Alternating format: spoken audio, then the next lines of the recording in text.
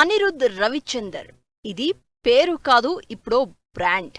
అనిరుద్ పేరు పోస్టర్ మీద కనిపించినా, సినిమాలో ఇతడి పాట వినిపించినా తిరుగుండదు అంతే. ఆ రేంజ్ లో కోలీవుడ్ ని తన మ్యూజిక్ తో ఏలేస్తున్నాడు అనిరుద్.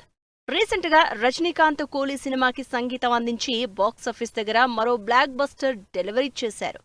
అసలు బాక్సాఫీస్ దగ్గర యావరేజ్ కావాల్సిన చాలా సినిమాల్ని అనిరుద్ తన ఎనర్జెటిక్ బీజిఎంతో బ్లాక్ బస్టర్ చేసిన సందర్భాలు చాలానే ఉన్నాయి. ఫ్యూచర్ లో అనిరుద్ లేకుండా సినిమా చెయ్యను అని స్టేట్మెంట్ ఇచ్చేశారు Lokesh Kanagaraj.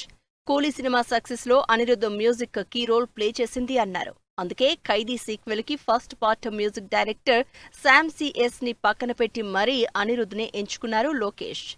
Jailer movie success meet లో ఈ తరహా కామెంట్ చేశారు రజనీకాంత్. ఆర్ఆర్ లేకుండా జైలర్ చూసి యావరేజ్ అనుకున్నా కానీ అనిరుద్ మ్యూజిక్ తో బ్లాక్ బస్టర్ అయిందన్నారు. దీంతో జైలర్ మూవీ సీక్వెల్ పై ఎక్స్పెక్టేషన్స్ డబుల్ అయ్యాయి. అనిరుద్ మ్యూజిక్ డైరెక్టర్ గా ఇంట్రడ్యూస్ అయి 13 ఇయర్స్ కంప్లీట్ అవుతోంది. ఫస్ట్ సినిమా 3లోని వై దిస్ కొలవెరీ సాంగ్ తోనే సెన్సేషన్ క్రియేట్ చేశారు అనిరుద్. ఆ తర్వాత వరుసగా స్టార్ హీరోల సినిమాలకు మ్యూజిక్ అందిస్తూ కోలీవుడ్ లో తిరుగులేని మ్యూజిక్ డైరెక్టర్ గా చక్రం తిప్పుతున్నారు. కేవలం తమిళంలోనే కాకుండా ఛాన్స్ దొరికినప్పుడల్లా తెలుగులోనూ ఆదరకొడుతున్నారు. పవన్ కళ్యాణ్ అజ్ఞాతవాసి సినిమాతో తెలుగులో ఎంట్రీ ఇచ్చిన Anirudh last year Devara part 1, ఈ ఏడాది కింగ్డమ్తో box office musical blockbuster delivery చేశారు. ఈ రేంజ్ లో సెన్సేషన్ క్రియేట్ చేస్తున్న అనిరుద్ ఫ్యూచర్ ప్రాజెక్ట్స్ పై ఎగ్జైట్మెంట్ పెరిగిపోతోంది.